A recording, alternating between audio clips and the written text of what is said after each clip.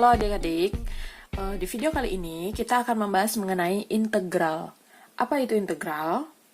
Integral merupakan anti turunan atau inverse dari turunan atau kebalikan dari turunan.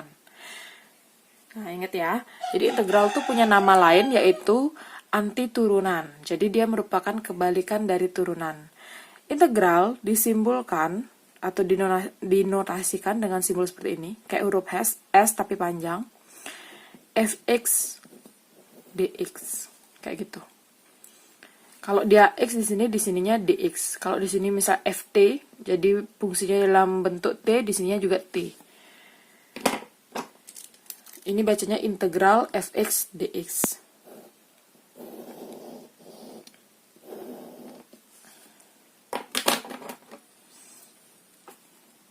Integral fx dx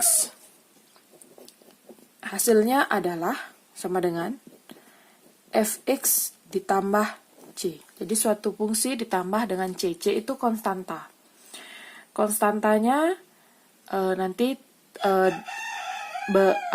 bilangan real. Oke, untuk yang pertama, kita akan membahas mengenai integral tak tentu. Untuk yang pertama, ada namanya integral tak tentu. Integral tak tentu itu di mana dia tidak memiliki batas. Jadi di sininya nggak ada angka. Kalau di sini ada angka namanya integral tentu. Pada integral tak tentu, c-nya atau konstantanya belum bisa kita tentukan, sehingga masih dalam bentuk c. Ingat harus isi ya. Sedangkan pada integral tentu nanti itu c-nya bisa kita tentukan. Oke. Untuk integral tak tentu, jadi misalnya, jika ada fungsi berbentuk a x pangkat n dx, integral dari a x pangkat n dx, jadi karena dia kebalikan dari turunan, kalau turunan itu kan pangkatnya dikaliin dulu ke depan, habis itu pangkatnya dikurang 1. Sedangkan pada integral, dia itu pangkatnya kita tambah dulu. Jadi ini n plus 1, a x n plus 1. Lalu pangkat yang sudah ditambah ini kita bawa ke depan menjadi pembagian. Seperti ini. A, X, N plus 1 per N plus 1. Plus C. Jadi dx-nya sudah tidak ada, tapi diganti menjadi plus C. Kita akan langsung ke contoh ya.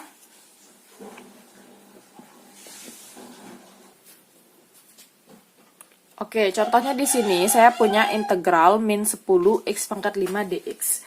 Nah, jadi pertama yang harus kalian lakukan adalah menjumlahkan ini. Menjumlahkan pangkatnya. Jadinya, ini kan ada min 10 depannya. X, 5-nya kita tambah 1. Lalu, pangkat yang ada di sini kita bawa ke depan jadi pembagian.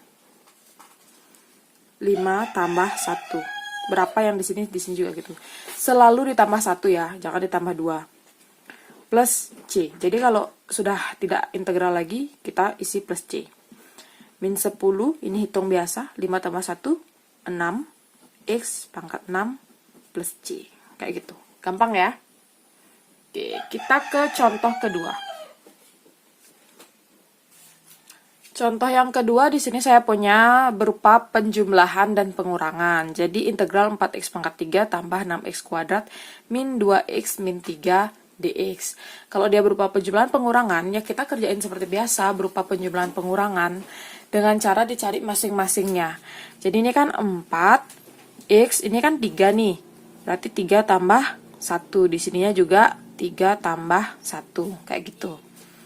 Sekarang yang ini juga sama, 6x, yang ini 2 tambah 1, berarti yang di sini juga 2 tambah 1.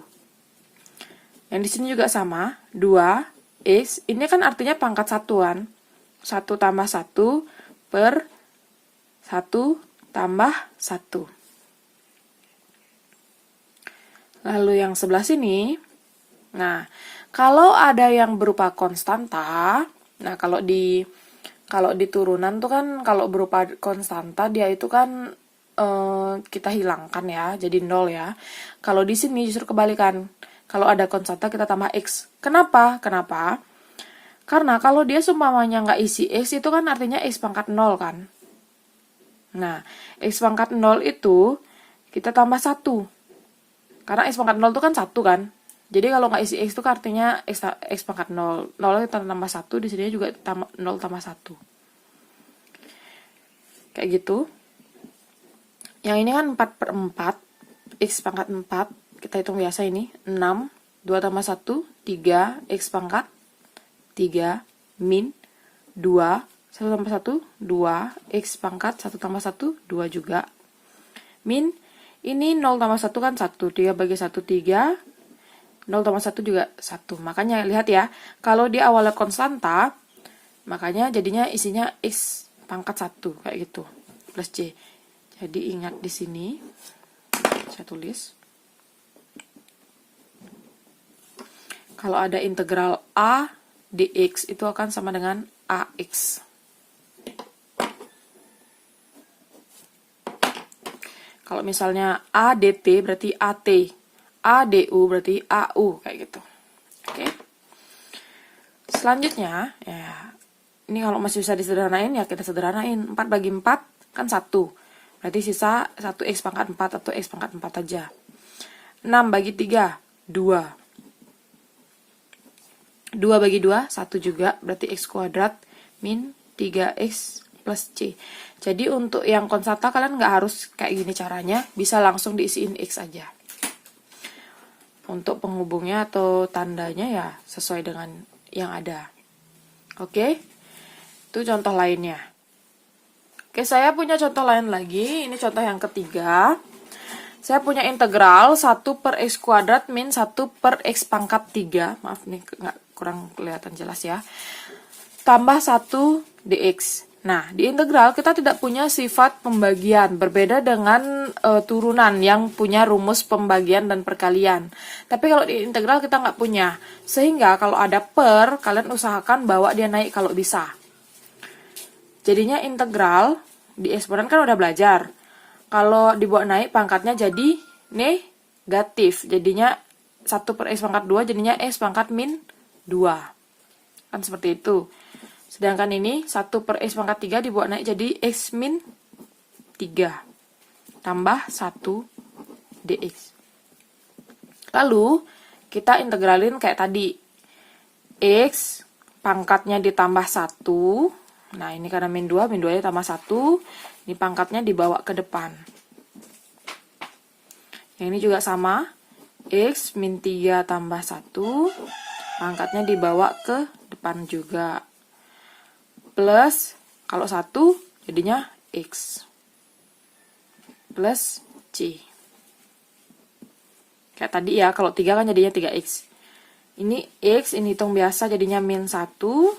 Min 2 tambah 1 juga min 1.